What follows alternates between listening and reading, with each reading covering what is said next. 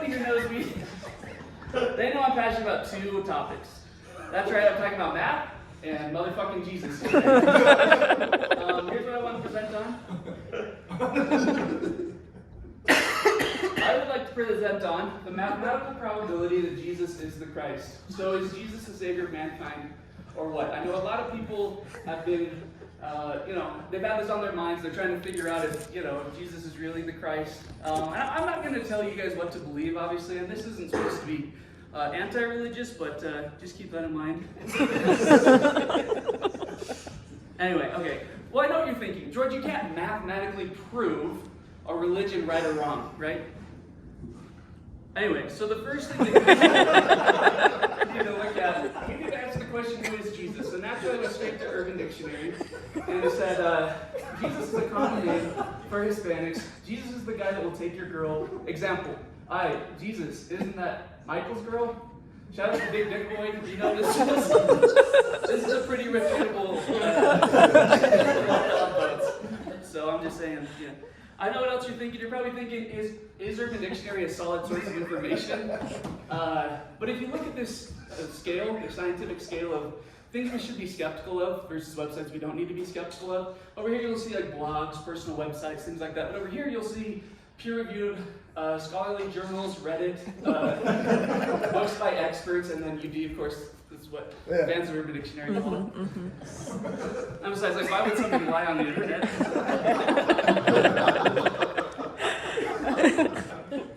Okay, so next, I'm going to look at Jesus' plan for saving mankind.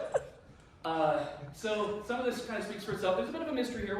Maybe we'll circle back to this if we have time. But basically, we have this layout of his plan, right? Now, I know what you guys are thinking. You might be thinking, this is not the best plan I've ever seen for saving mankind. I posted this on Reddit just to get some feedback, and here's what the apostate-in-chief had to say. He gave it 0 stars. I thought that was pretty harsh, because even though it might not be the best plan for saving mankind you've ever seen, I will say it's not the worst plan for saving mankind that I've ever seen, because I have seen the 1998 hit movie Armageddon. I'm just saying it's not the worst plan for saving mankind that you see. So a couple things we know for sure about Jesus. We do know that he probably existed. That's commonly agreed upon by most historians. There's a little bit of gray area in there. Some people might argue that he maybe didn't exist, but I think for the most part, people agree that he did exist. We also know he really didn't lie that much, although I've seen Jewish people dispute this. We know he's expected back any day now.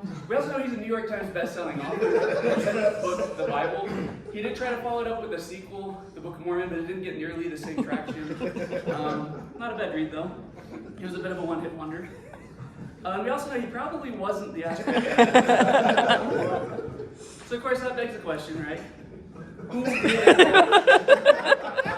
Ass Crack Bandit?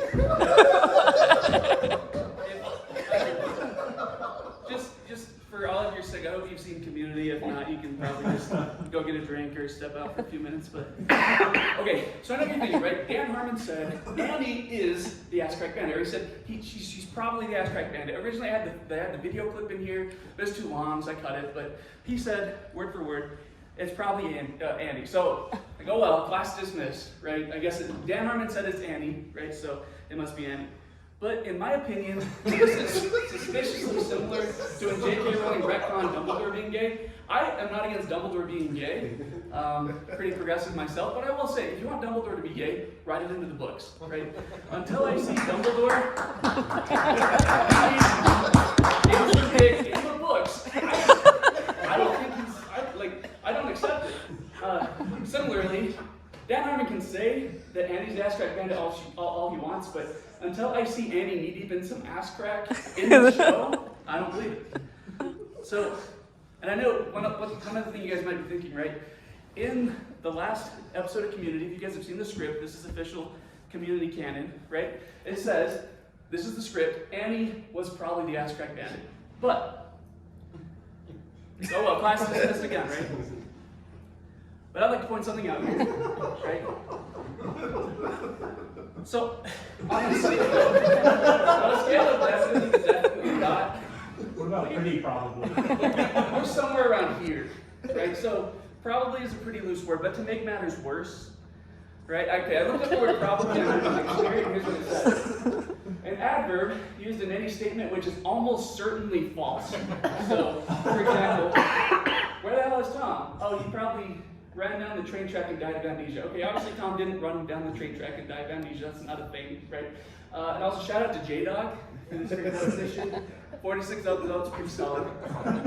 So in reality, if we use the Urban Dictionary definition of probably, we're actually down here. It's not looking good. So, I guess the question is Annie the Ass Crack Bandit or not? So, I came up with the name for this theory. I thought it was pretty eloquent. It's called the scat theory, the single crack or Annie theory. The leading theory is that Annie is the Ass Crack Bandit. She's the only Ass Crack Bandit. But basically what I'm going to prove is that the scat theory, bullshit, terrible, shit, like, right? So what I'm going to prove over the next couple minutes is that Annie cannot be the lone Ass Crack Bandit. So first, I need to talk about why people think Annie is the Ass Crack Bandit. First of all, her motive is supposedly, it's an excuse to hang out with Jeff, right? She also shows high intelligence and detail. She's detail-oriented, that is similar to some serial killers, right? She also has the ability, or I guess the tendency to snap. If you've ever seen the Pen episode, right? She keeps a scrapbook of the Ass Crack Bandit. I'll show some clips from that later. But some people say it resembles like a trophy that a serial killer might keep.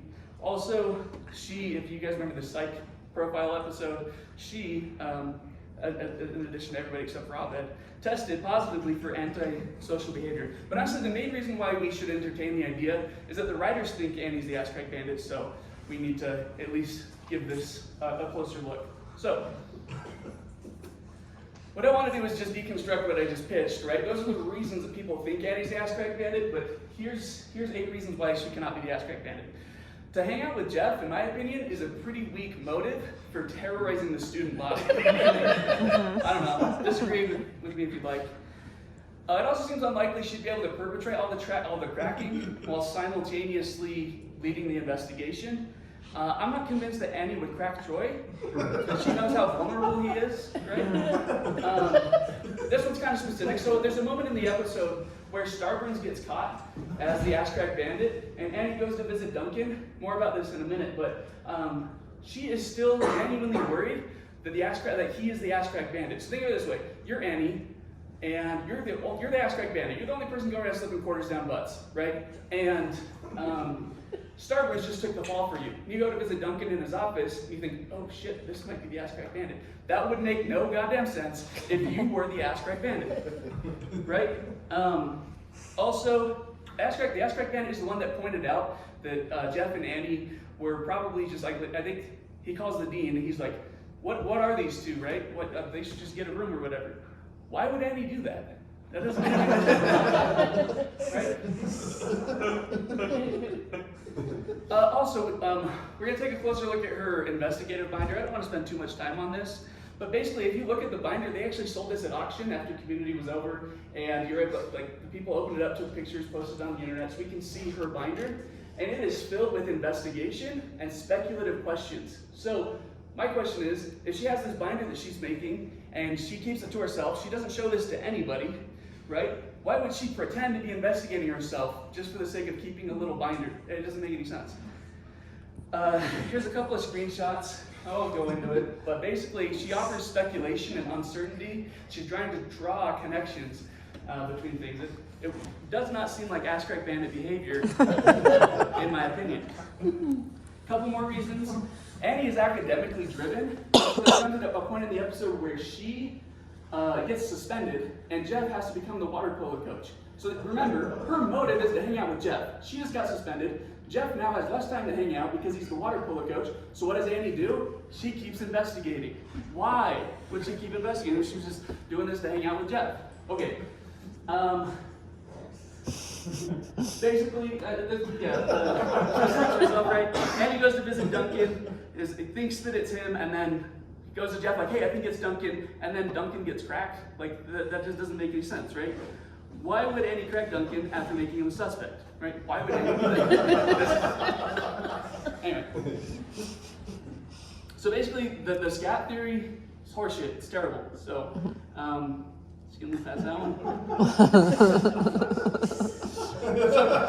So what does this mean? If the writers think that Annie is one of the crackers, but she cannot be the lone ass crack bandit, that only leaves one solution, right? There's got to be multiple ass crack bandits. I call it the MFC theory. I don't know, MFC doesn't really well down there. But basically, if Annie is one of the crackers, but not the only cracker, that explains her extreme motivation to go look for the other bandits, right? Who is imitating me? Who are they? That explains her motivation. More so than just being the cracker. So what I want to look at next is a handwriting analysis of the 2 notes left by the Ass Crack Bandit. They're a little hard to see, so here's number 1. You can kind of see it. I'll get a better picture in a minute. Zoom in and enhance. Here's the other one, right? Looks okay. Zoom in, enhance. Let's get them side by side. So the one on the left, you can see it's like maybe in cursive. It's very loopy. The handwriting on the right is very scraggly and very scratchy, right? It's not very well put together. So that's kind of interesting. There's somebody leaving notes on campus as the Ass Crack Bandit, but sometimes their handwriting dramatically changes. Kind of interesting. Yeah, I'm getting some head shakes. No way. Some head shakes. Not the same handwriting, not even close, right? So that begs the question, right? If Annie is one of multiple crackers, who are the others? Before we dive into that, I do have to clear something up. There's this teacher theory that Annie pitches in the episode. Obviously, Annie is a huge liar. We'll talk about why. But according to Annie, the Ass Crack Bandit is a teacher who likes Dave Matthews. This is a lie. Right?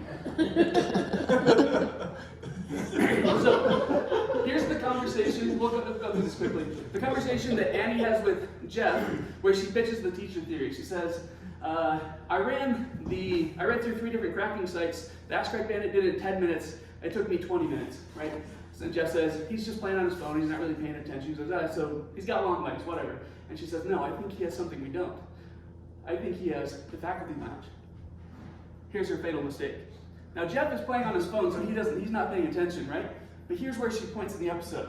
She starts here, she goes to here. So let me ask you, how far do you think the average college woman can run in 20 minutes? And is it less than the length of a building and a half?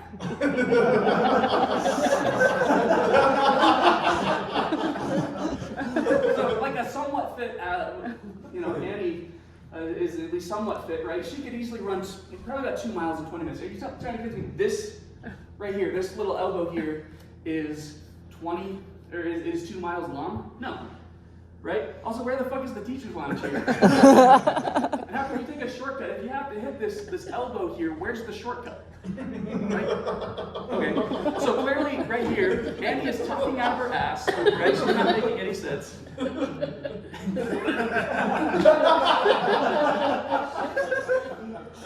Anyway. Okay, so here's what we know. We know Annie cannot be the lone Ass Crack Bandit. There's likely multiple Ass Crack Bandits. And that the other Ass Crack Bandit may or may not be a teacher. Not really verified, right? We can't really depend on that too much. So who might the other crackers be? Right? That's something we need to look at. Could it be Britta? Right? She has a little slip up here at the end of the episode. It could be Duncan. The Ass Crack Bandit takes a hiatus for 3 years while Duncan is gone, which is kind of weird. Could be Abed. He's pretty nimble with a quarter, right? Or it could be Jesus. We haven't ruled that out yet. So I think it's probably Jesus, and I'm going to talk about why. I apologize for that long introduction, but here's what I wanted to speak on today. I want to talk about the mathematical probability that Jesus is the Ass Crack Bandit. Okay, so I know you're thinking, George, you can't mathematically prove something about a fictional TV show. Anyway, so the first thing we need to do is we need to do our due diligence. Let's talk about why he wouldn't be the Ass Crack Bandit. First of all, let's look in the scriptures, right? If we look in Matthew chapter 5, this is the Sermon on the Mount, Jesus said, but I say to you that whosoever looketh after a woman and lust after her crack, adultery in his heart. I'm pretty sure that's how those brackets work. So, I guess that's it though. That's all the scriptural evidence I could find that Jesus is not the Ass Crack Bandit. That's the only one that he directly condemns ass crackery. A couple more just logical reasons, right? He's really not, if you study his character in the Bible, he's really not that funny. He's not that much of a prankster. He's pretty serious. He's the straight man, so to speak. We also know he's probably too busy becoming a muscle monster in the gym. That's a joke just for Dakota. We also know he's against sodomy, right? So can Jesus even drop quarters on cracks if he's against sodomy? Is that a sin? If you look in John verse 69, the Bible says sodomy is bad. So, John verse 69. So, yeah, is Jesus allowed to drop quarters down cracks? Isn't that sodomy? Technically, no. So, of course, I looked it up on the and here's what it said. When you stick your man rod in your partner's pool, illegal in Texas, right? Example, prepare to taste sweet sodomy. Also, shout out to Matt, got a lot of upvotes here. Hey. You probably didn't know when he posted this back in 2005 there. Thank you, I appreciate it. Basically, what we found is a loophole, right? Jesus is allowed to put quarters down, but it's just a prank. It's not sodomy, so it doesn't count. Here's a picture of the Ass Crackery Bandit, right? This might be Jesus. Also, this is some of you guys have probably seen this picture, right? This is in the Sistine Chapter in the Vatican. This is Michelangelo. He painted on the ceiling the creation, right? What you guys might not know is this is actually the only known picture of Jesus that survived, I guess, all those years. It's the only known picture, photograph evidence. So if we zoom in and enhance a little bit. So what we have here is we have the only known picture of the Ass Crackery Bandit's hands, and then Jesus' hand. I think they look pretty similar, right? Or at least similar enough.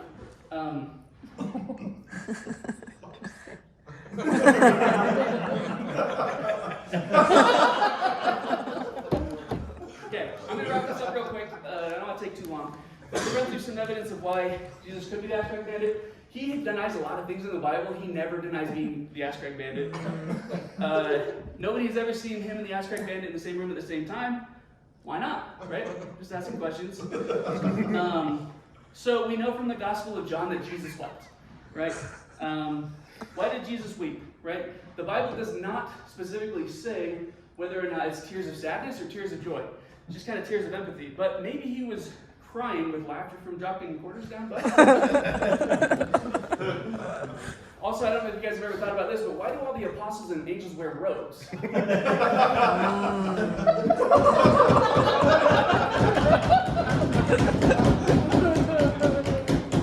I'm going to close it out. Let's do an experiment real quick. Okay, so I want you to think of one person from the Bible who is Jewish. Did you pick Jesus? Now, I want you to think of one person from Community who is Jewish. Did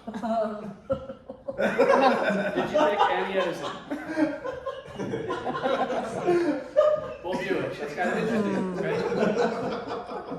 So my theory is that Annie and Jesus teamed up to be the Ass Crackery Bandit. Anything that Annie couldn't do, or any behavior that couldn't be described by Annie being the Ass Crackery Bandit, that's where Jesus fills in the holes. That was unintentional.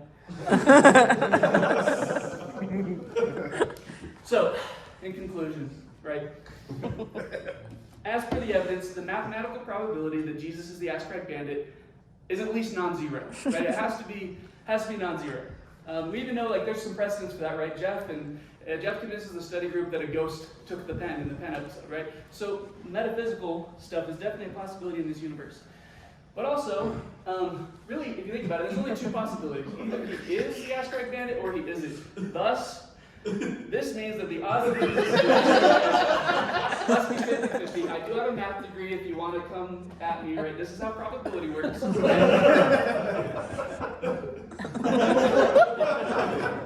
So, for the first time ever, here's Jesus' real plan revealed. I think I'm the first person ever figured this out. Right? Alright, so yeah, of course that was the mystery, right? We solved it. Thank you guys for coming on this journey with me. I hope you enjoyed it.